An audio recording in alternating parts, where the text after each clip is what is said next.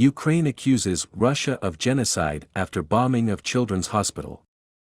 Ukrainian's president accused Russia of carrying out genocide after officials said Russian aircraft bombed a children's hospital on Wednesday, burying patients in rubble despite a ceasefire deal for people to flee the besieged city of Mariupol.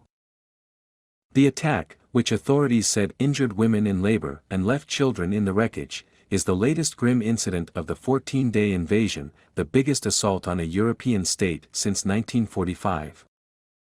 The Mariupol City Council said the hospital had been hit several times in what the White House called a barbaric use of military force to go after innocent civilians. The destruction took place despite a Russian pledge to halt firing so at least some trapped civilians could escape the city, where hundreds of thousands have been sheltering without water or power for more than a week. What kind of country is this? The Russian Federation, which is afraid of hospitals, is afraid of maternity hospitals, and destroys them. Ukrainian President Volodymyr Zelensky said in a televised address late on Wednesday. Zelensky repeated his call for the West to tighten sanctions on Russia so that they sit down at the negotiating table and end this brutal war. The bombing of the children's hospital, he said, was proof that a genocide of Ukrainians is taking place.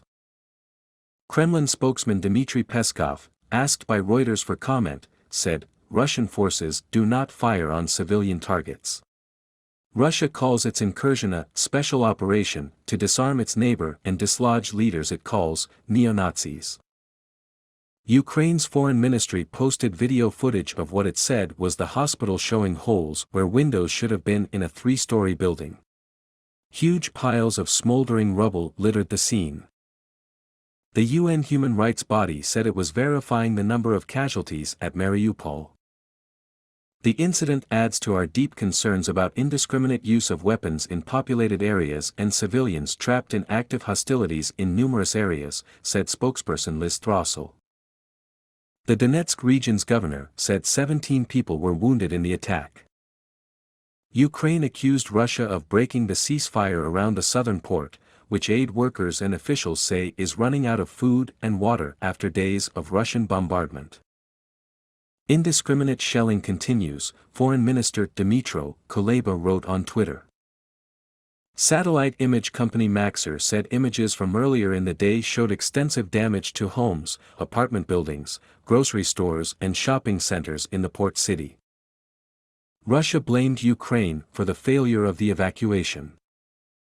Among more than 2 million total refugees from Ukraine, the United Nations Children's Fund, UNICEF, said on Wednesday that more than 1 million children have fled the country since the invasion started on February 24. At least 37 had been killed and 50 injured, it said.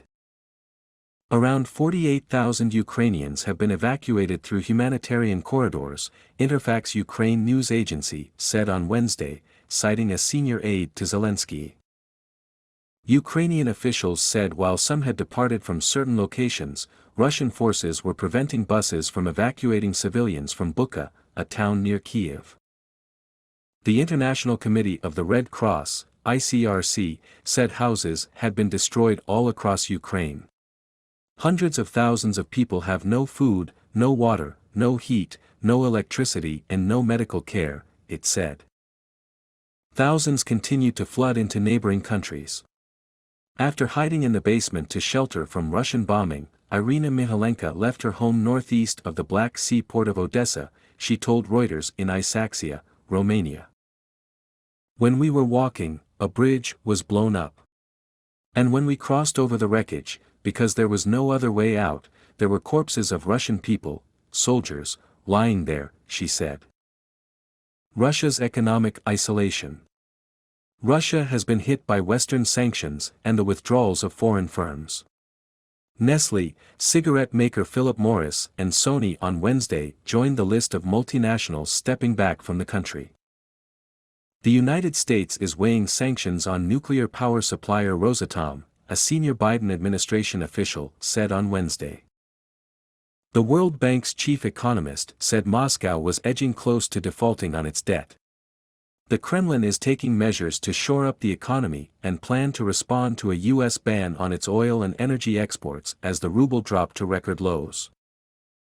There was not much hope for diplomacy as Russia's Foreign Minister Sergei Lavrov arrived in Turkey ahead of talks on Thursday with Kuleba in what will be the first meeting between the pair since the incursion. Ukraine is seeking a ceasefire, liberation of its territories and to resolve all humanitarian issues, Kuleba said, adding, "Frankly, my expectations of the talks are low. Moscow demands that Kyiv take a neutral position and drop aspirations of joining the NATO alliance." Zelensky told Vice in an interview on Wednesday that he was confident Putin would at some stage agree to talks. "I think he will. I think he sees that we are strong. He will. We need some time," he said. The West says Russia is inventing pretexts to justify an unprovoked war. Russian President Vladimir Putin has called Ukraine a U.S. colony with a puppet regime and no tradition of independent statehood. The White House on Wednesday said Russia's claims about alleged U.S. involvement in biological weapons labs and chemical weapons development in Ukraine were false.